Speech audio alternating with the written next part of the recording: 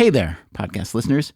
This week's episode comes from our archive, which now includes more than 450 episodes, all of which you can get free on any podcast app. This one goes all the way back to 2017. It's called How Stupid is Our Obsession with Lawns? Hope you enjoy. Where I live, in the great northeast of the United States, it is finally summertime. When you get outside, it's beautiful. The trees, the flowers, and of course, the lawns. Who doesn't love a good lawn? It looks good, smells good, feels good. For a lot of people, a lawn is the perfect form of nature. Even though, let's be honest, the lawns we like don't actually occur in nature. Even though the process of producing such a lawn is full of the most unnatural activity. Even though this unnatural slice of nature requires so many inputs, the water, the fertilizer, the weed killers, the mowers and trimmers and the leaf blowers, the fuel to power all this machinery, the fuel to power the trucks, to transport the people who run the machinery, all in pursuit of the perfect lawn.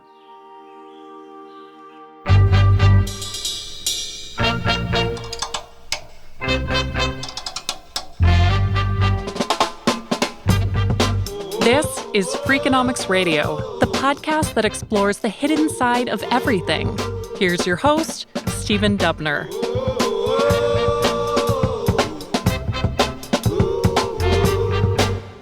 Give me briefly, as you can, a history of the lawn.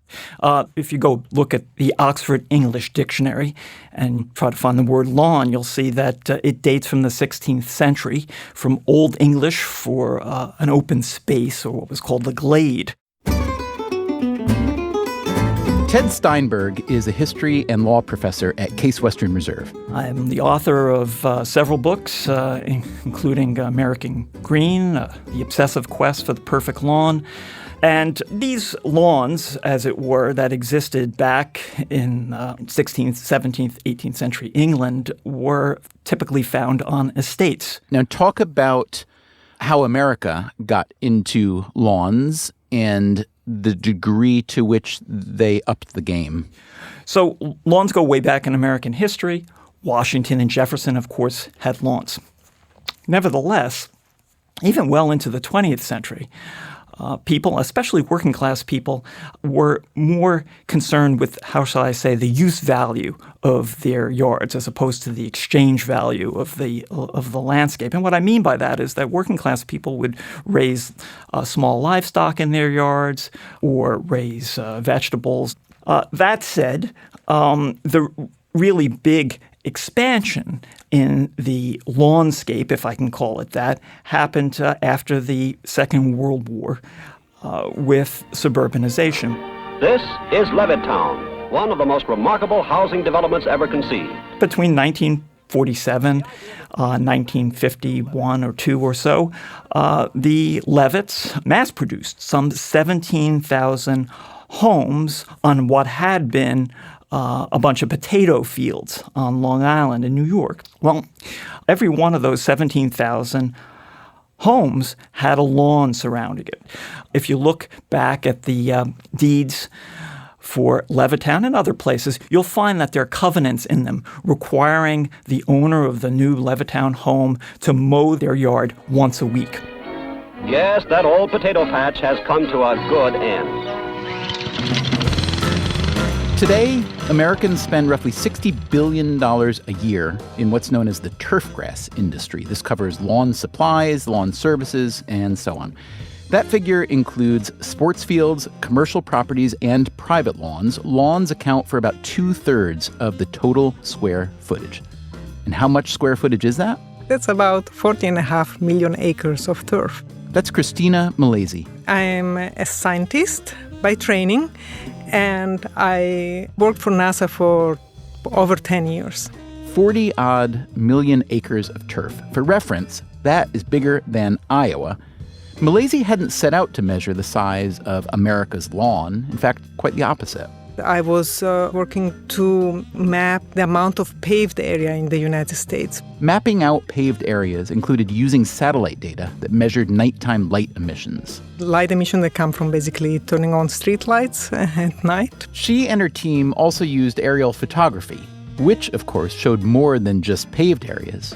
Yeah, we also took measurements of how much lawn area there was and how many shrub area and tree area. And that's how they came up with 40.5 million acres of turf, which is just a bit less than 2% of the United States. Paved areas, meanwhile, make up just 1.3%. The sheer volume of grass got Malaysia thinking. How are lawns actually functioning as an ecosystem? We use water, but also fertilizer and pesticides, and then we use lawn mowers and leaf blowers. But they're plants, so they photosynthesize, they absorb carbon. What's the balance between what we put in and what we put out? And so I decided this would be a worthwhile question to ask. The specific question being whether lawns are, from a carbon perspective, net positive or net negative. She began by trying to tally how much water people use on their lawns. The standard recommendation, especially where rainfall doesn't do the job, is 1 inch of water per week. And I came up to some numbers that I could not believe. What were these unbelievable numbers? The total was about 20 trillion gallons per year on lawn watering. You want a little context for that number? Consider that we use just 30 trillion gallons to irrigate all our crops. Next, Malaysia calculated how much carbon the turfgrass stores in the soil. And then I subtracted from it the amount of carbon that was associated with nitrogen, the fertilization, and the amount of carbon that was emitted by using a typical lawnmower. And what'd she learn? I learned that the turf would become a sink of carbon. And this is not surprising. A plant, given plenty of attention, photosynthesizes carbon. But it comes at the cost of producing the fertilizer or mowing the grass and all the industry that comes around it. So even with those costs included, lawns look pretty good from a carbon perspective. On the other hand, Malaysia's model didn't include inputs like the carbon emissions from the trucks that lawn crews drive, or the original manufacture of all that lawn care equipment, nor did it include the energy used to deliver water to households and clean it for human consumption. We should not forget that this is drinking water. I did not account for those costs.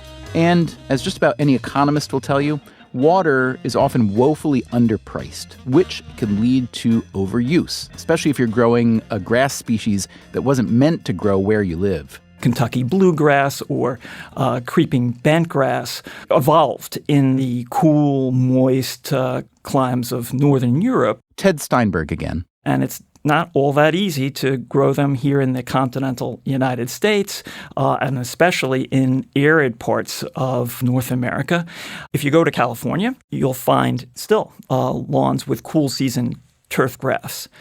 Every square foot of that turf grass requires 28 gallons of water, roughly speaking, per year. Every square foot. But that's for the coastal environment. If you move inland to a more arid part of California, that number increases to 37 gallons of water or more per square foot of lawn. We waste so much water. That's Eric Garcetti. I'm the mayor of the city of Los Angeles. We spoke with Garcetti back in 2016 when California was deep in drought.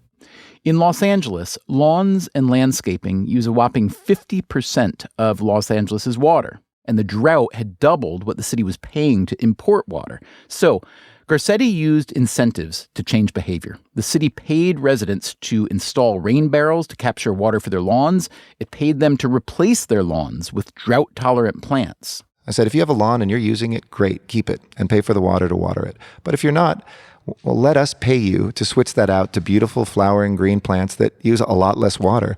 And we were able to do that with over 50 million square feet of lawn just in the last couple of years. We reduced our water in the face of this drought, our water usage by 19% without having to fine anybody, without having to, crack down with the water police, but by inspiring people through public education and rebates, giving them free cisterns, changing out their toilets, all those sorts of things. What works in California won't necessarily work elsewhere, and California is particularly aggressive with environmental standards. It recently passed regulations aimed at lowering emissions on lawn care equipment, which tends to have particularly dirty little engines.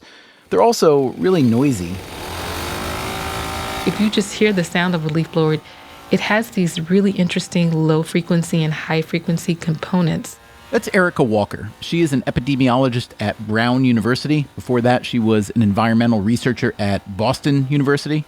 So not only is it traveling inside of your walls, but it has this high-pitched hum that's just really annoying. In Boston, Walker helped compile a citywide noise report which mapped, among other things, leaf blower annoyance levels.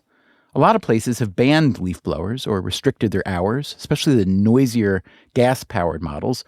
Walker was interested in the relationship between noise and public health in a city like Boston. Sleep disturbances, I think, the direct relationship between sound and negative health. The World Health Organization suggests that daytime noise levels shouldn't exceed 55 decibels. Walker wondered how leaf blowers registered, even if you weren't the one blowing the leaves. We see that even when you move 400 feet away from the point of operation, you're still getting sound levels that are in excess of what the World Health Organization recommends for daytime sound levels. But then we also learned that these leaf blowers have a strong contribution from the lower frequencies. It has an ability to travel very long distances and penetrate through the walls. So it's really hard to mitigate. And we see in the epidemiological literature that low frequency sound is creating negative health effects above and beyond high frequency sound. So, what have we learned so far? We have a lot of lawn in America, and our pursuit of the perfect lawn is noisy and resource and labor intensive. Lawns do, however, serve as carbon sinks, and of course they're beautiful, at least many people think so, and useful for playing, for picnicking, for relaxing. Coming up on Freakonomics Radio, we love lawns so much, we even plant them beside our highways. A standard cloverleaf takes up about 16 acres of lawn. And if you don't want to have a lawn in your yard, what can you have? I think the best year I had was like 2,000 pounds of sweet potato.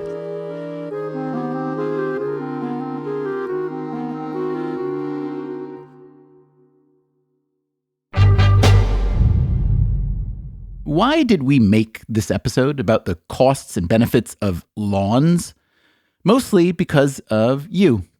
We occasionally ask Freakonomics Radio listeners for story ideas, and weirdly, quite a few of them concerned lawns. Pat Allen from Trinity, Florida, wrote, "What is up with the American addiction to lawns?" John Faulkner of Arlington, Virginia, complained about noisy, smelly lawnmowers. And then there was Alan Turner. I'm from Newcastle, Delaware. My formal training, my initial career was in landscape architecture. And right now, I'm looking the highway median at the rest stop on I-95, just south of Wilmington, Delaware. Turner's pet peeve is what's in that highway median. Grass. And it looks like this grass gets mowed 3 times in the summer, let's say.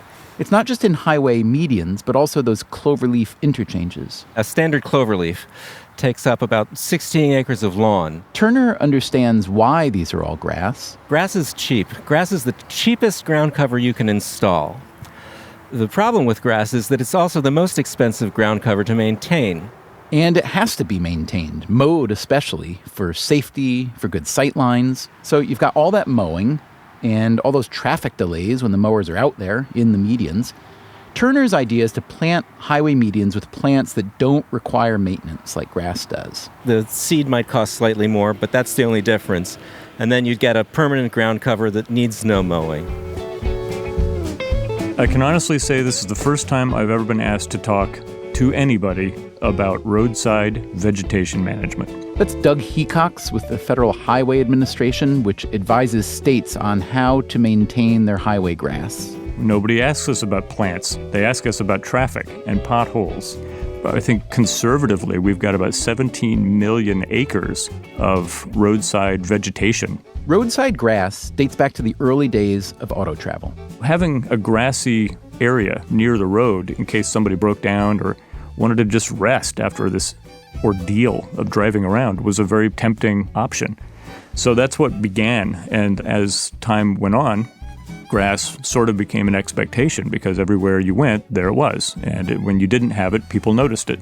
That was the prevailing attitude. We want these roads to look inviting. We want them to look like your front yard. That began to change as early as the 1960s as state and local governments realized how many resources went toward maintaining all that grass. And in the 70s and 80s, we began to realize the water was really a big issue, and states dealing with tight budgets began to plant native grasses, things that were a little bit more water efficient. And grasses that didn't require as much mowing. But still, how about Alan Turner's idea to get rid of grass entirely in favor of something that requires no mowing? I think he does have a point. However, I'm also not willing to say that states haven't already considered that. There may be reasons why they have to plant what they have. Budgets are so tight at the state DOT level. Okay, so what about not replanting, but also just not mowing the grass at all? If you were to let something just go wild or return to nature, that sounds great. It sounds easy. It sounds cheap. And it is. It's not necessarily the best choice, though. That's where the invasive species thrive. And that becomes a little habitat for, like in the South, you've got kudzu that grows all over the place. And you've got other kinds of invasive species that pop up and start to proliferate, invading local neighborhood lawns or farmers' crops. It can get out of control. I totally understand what he's saying, and that's the assumption. That is Sarah Wigginton. But I think we have to look and see if what we assume is really what's going to happen. And that's basically what we decided to do. She's an ecologist who earned her PhD last year at the University of Rhode Island. My ecological research focuses on finding creative solutions to human-caused environmental issues. She and her colleagues had a question about invasive species. The question that we were trying to answer was if invasive species actually do proliferate in roadside areas that are taken out of the regular mowing management strategies. They took advantage of a sort of natural experiment in Rhode Island. The Department of Transportation typically mows its roadsides anywhere from 3 to 10 times a year. But over the past decade, it decided to reduce mowing in some areas and stop entirely in others. We classified that as passive restoration because you're just taking it out of the mowing circulation and then letting it go, letting succession take course. This let Wigginton and her colleagues compare the number of invasive plant species in the mowed areas versus the unmowed, which had begun to grow wild. They also looked at young forests nearby, which had never been mowed. How did they collect those data? It's not super glamorous. We basically lay out really long tape using compasses to make, straight angles. And then in a very, very time-consuming process, we document every single species that we see in these subplots. What'd they find? We found that invasive species are not proliferating significantly in these areas that are taken out of the traditional mowing scheme. They have the same number of invasives as both the young forests and the traditionally mowed areas. So I would advise that state DOTs move as much of their land as is reasonable to a reduced or low or no mow management scheme. Well, I think the easiest thing to do is to elect to have what I call a low-maintenance lawn. That's Ted Steinberg. Again, he is talking about personal lawns now, not highway medians. Overtreatment is the single biggest problem that we have here in the United States with respect to lawn care. So right away, scale back on the chemical applications. You can get away with 3 applications of fertilizer per season. People also probably need to actually learn a little bit about the ecology of their yard. To do it right, you probably should get a soil test. Not a big deal. Leave the clippings on the lawn for God's sakes. Don't put them out on the curb because the clippings break down and they return nutrients to the soil. And I would argue, consider stopping the irrigation. Brown's not so bad. Oh, I think you just lost a lot of our lawn-loving audience right there. I think that's too bad. I'm not saying I disagree with you. I'm just saying that I think when most people think of a lawn, brown is death. Brown is the enemy. Brown is not a lawn. The next time your lawn, if you're worried about this, it turns brown, go out there, get down on your hands and knees and look at the grass. It's not dead, most of them. I mean, if you have a horrible drought, okay, I get it. Okay, but if it's not, when it appears to be brown, it's actually dormant. And you'll see a little bit of green where the blade meets the soil. The individual plants, most of them, are still alive. Ted, I think even you would have to admit that if you got your way and if America suddenly woke up and said, you know what, a low-maintenance lawn is good enough. It makes a lot of sense. Aesthetically, it's fine. Environmentally, it's probably better. Noise-wise, et cetera, but think of the jobs you're killing. I mean, this is a pretty substantial part of the labor market, especially for low education workers. Are you, Ted Steinberg, professor of history and law, willing to take the heat for killing off all those jobs? I think one of the big problems that we have in the United States today, maybe even in the world, is a lack of meaningful employment. But actually, it might not be as dire as you're implying here. You're still going to need people to mow the lawn. Maybe not as much. You don't really need necessarily to mow your lawn once a week. So this could represent a savings, obviously, to consumers. And it might not be the case that the floor is going to fall out of the job market because Ted Steinberg advocates for less in the way of perfection in lawn care. There's also the possibility of repurposing your yard entirely. Maybe a tennis court or an outdoor library, or taking a page from our past. Hey, Jim, my name's Steven. How are you? Good. Hi, Steven. I'm Jim. Jim Kowaleski is a front yard farmer in Newport Richey, Florida, a small city just outside of Tampa. All right, so let me ask you this. You came up in lawn care. Did you enjoy that work? I might have thought I did, but now every time I see a lawn trailer, I just shiver. It's just like terror. I don't know. So I don't, I didn't. And, I had to use so many chemicals, especially in as I came to Florida, because the lawns they got here, they've got kinds of grasses that will not grow without pesticides and herbicides. You can't get them to do anything. But vegetables and fruit are a different story. He grows sweet potatoes and black-eyed peas, star fruit and avocados, lettuce and broccoli and cabbage and cauliflower. Kowaleski turned a front yard into productive farmland. He started with his own yard, then expanded to his mom's house down the street. And then my ex-wife just bought a house right next door to her 3 years ago and offered me her front yard, which is full sun. So it's allowed me to have a lot more growing space. He sells his produce at a local farmer's market. I think the best year I had was like 2,000 pounds of sweet potatoes. But theoretically, if I get better at this should be producing like 15,000 pounds. I cannot believe how much value can come out of a small piece of land. Kowaleski gardens all winter in Florida. And then he drives his 1965 cherry red pickup truck to Maine, where he does the same thing.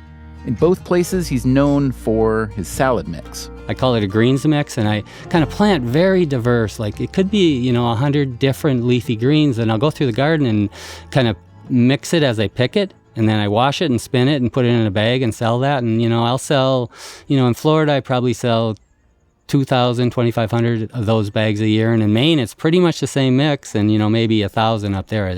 It's a shorter season and it's not as populated. So I make more of my money in Florida for sure. So how much money do you make? I'm doing really well. I do keep track because I want to show people how much you can make because it's pretty much a cash business. I could hide stuff, but I haven't. I've kept track for the last 3 years or 2 years really good. So I think first year that I kept good track was like 24 grand and then 27. And I bet I'm on a pace of like 35 this year. And so I have very little expenses.